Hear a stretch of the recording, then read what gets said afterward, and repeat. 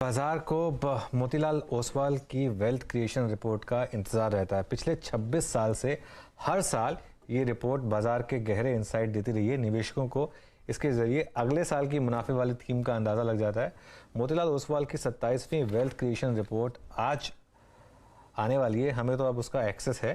बाजार के मोड़ और अगले साल के ट्रेंड्स पर चर्चा के लिए अब हमारे साथ स्टूडियो में जुड़ गए हैं मोतीलाल ओसवाल के chairman Ramdev Agarwal. Ramdev ji, good morning. सबसे पहले तो शुक्रिया कि आप ये रिपोर्ट डिस्कस करने के लिए हमारे साथ हमारे स्टूडियो में हैं। Very good morning, Anuj, and very pleased to be here after 2 months of 2 महीने का वनवास जो आपने लिया वनवास के बाद जो है, so I am feeling very nice। चलिए, काफ़ी रिफ्रेश लग रहे हैं आप रामदेव जी। तो एक शुरुआत करते हैं। एक ये जो आपकी रिपोर्ट में पढ़ रहा था कि 2017 से 22 का एक जो वेल्थ क्रिएशन है वो in terms of rupees 92.5 trillion highest ever. वो तो मान सकते हैं क्योंकि बेस बढ़ रहा है तो उस हिसाब से बढ़ेगा, लेकिन कैगर के हिसाब से भी जो कंपाउंडिंग है वो भी 8 साल में एक जो हाईएस्ट है, तो वो क्या एक्सप्लेन कर रहा है और आपको लग रहा है कि अब ये ट्रेंड आगे भी कंटिन्यू करेगा? देखिए, इस बार क्या हुआ है अनुज कि मतलब बहुत strange phenomena. It has started from 2015 से चालू हुआ है। 2017 से मैसिव रीरेटिंग चालू हुआ है। जो बड़ी कंपनीज हैं उनकी रीरेटिंग बहुत भयंकर हुई है। सो आप देखें जितने भी 10 कंपनी हैं उसमें half the wealth is created by re-rating and other half by definitely earnings। So earnings 15% बढ़ेगा। जैसे रिलायंस जो है, रिलायंस जो है मेरे ख्याल से 32% से बढ़ा है, लेकिन अर्निंग्स बढ़ा सिर्फ 14%। तो मोर देन हाफ, मतलब 60% आपका जो है री रेटिंग से हुआ है। तो उसका पी मल्टीपल था 14 हो जाए और 30 हो गया। सो ये सब पूरे लिस्ट देख लीजिए आप।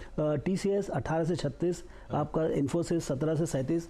तो ये मेरे ख्याल से लगता है कि ये जो लो इंटरेस्ट एनवायरनमेंट था ग्लोबली, ऑलमोस्ट 0 इंटरेस्ट रेट हो गया था, यहाँ पे 5% से नीचे लग गया था। I think that led to lower discounting rate, और उसी कारण से जो पहले जो हायर डिस्काउंटिंग था उसका पी मल्टीपल बढ़ा है।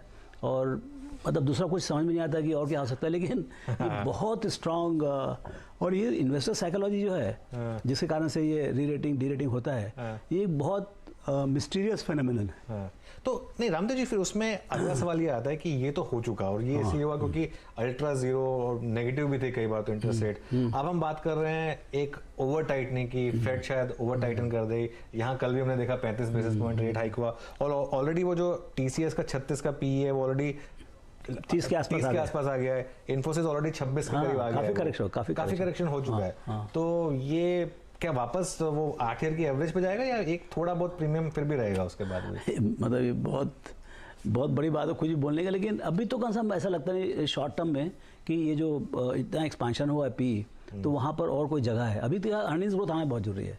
अभी मुझे लगता है यहाँ से PE वुड बी सेम और लिटिल लोअर, बट आगे जो बाजार बढ़ेगा मतलब इवन एग्रीगेट में या स्टॉक में, वो है अर्निंग्स ग्रोथ से। तो जो सस्टेन अर्निंग्स ग्रोथ, जो होप रैली खत्म हो गया है पोस्ट कोविड जो था उसका, उसी कारण से उतना ज़्यादा री रेटिंग हुआ। अब मुझे लगता है कि ये होप है कि भाई सब कंपनी जैसे आज PSU बैंक्स हैं या जहाँ भी रैली हो रहा है बड़ा, that is on the back of earnings growth.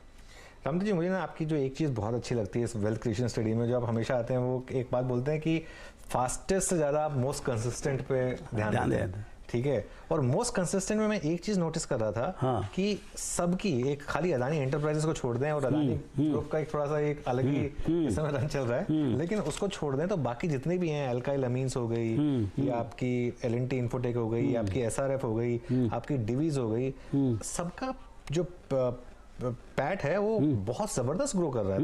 30-35% का कैगर है या तो उसी कारण से इस कैटेगरी में आते हैं ना। ये तो भाई जो फास्टेस्ट ग्रोइंग कंपनी है, and this is not fastest, this is fastest among the companies which every year outperform.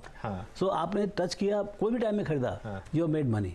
So this is that consistent high growth companies. सो वो कैटेगरी ऐसी है।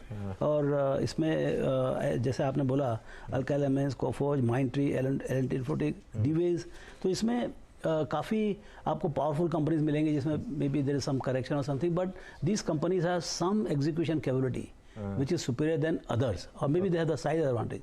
There is something, it is worth researching कि भाई हम आगे इसमें क्या करें। एस्ट्रल भी है इसमें, वरुण बेवरेजेस पे। मैं इसलिए पूछ रहा हूँ कि हमारे काफी रिटेल व्यूअर्स हैं, तो एक ये जो आपने इतने साल से वेल्थ क्रिएशन स्टडी कर रहे हैं, ये जो मोस्ट कंसिस्टेंट वेल्थ क्रिएटर्स रहते हैं नॉर्मली चेंज होते हैं या नॉर्मली सेम ही रहते हैं? मतलब क्या इनका एक पोर्टफोलियो बनाया जा सकता है जो आगे जाके आउट परफॉर्म कर सकता है? देखिए ये हमने बहुत डेटा रन किया 2 महीने, तो आपको मालूम है आजकल कंप्यूटर भी इतने फास्ट हो गए हैं। लेकिन हमने ये देखा कि कोई चीज़ जो है ना उसका फोरकास्टिंग एबिलिटी नहीं है। आपका जितने भी पास्ट डेटा देखेंगे somehow they have been fully exploited. They might be good for next 1 year. Okay मतलब ये 5 कंपनी खरीद लें आप, शायद हो सकता है कि आप इसमें पांचों का एक साथ बास्केट बनाएंगे तो अगला 1 साल बहुत अच्छा चलेगा, दूसरे साल थोड़ा कम हो जाएगा, तीसरे चौथे साल से मतलब उसका इफेक्ट जो है कम हो जाएगा। तो बाजार को जितना कुछ मालूम है वो वैल्यूएशन में आज आ गया है, ये जान के रखिए आप। So you have to find something which market doesn't know for you to make superior money. चलिए एक 2023 की फिर थीम्स उसमें आपने एक डिस्कस किया, consistents and volatiles, the 2 dimensions of wealth creation.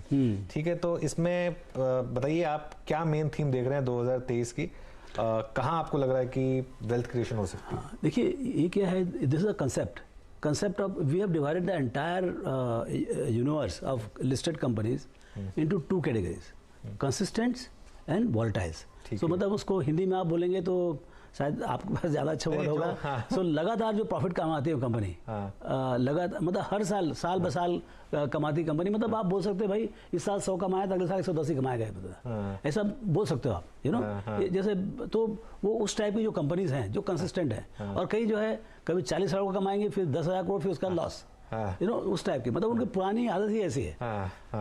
So nature ऐसा है, वॉल्टाइल है, मतलब परिवर्तनशील है। बिल्कुल, एक लगातार एक कंसिस्टेंट है और दूसरा जो है प्रेडिक्टेबल है और दूसरा जो है कम्प्लीटली अनप्रेडिक्टेबल है। तो दुनिया 2 टाइप में बटी हुई है। लेकिन जो हम मेरी सबसे बड़ी लर्निंग ये है कि जो हमने QGLP और बाय राइट सिट टाइट जो बात की, that is applicable in consistent companies. ठीक है।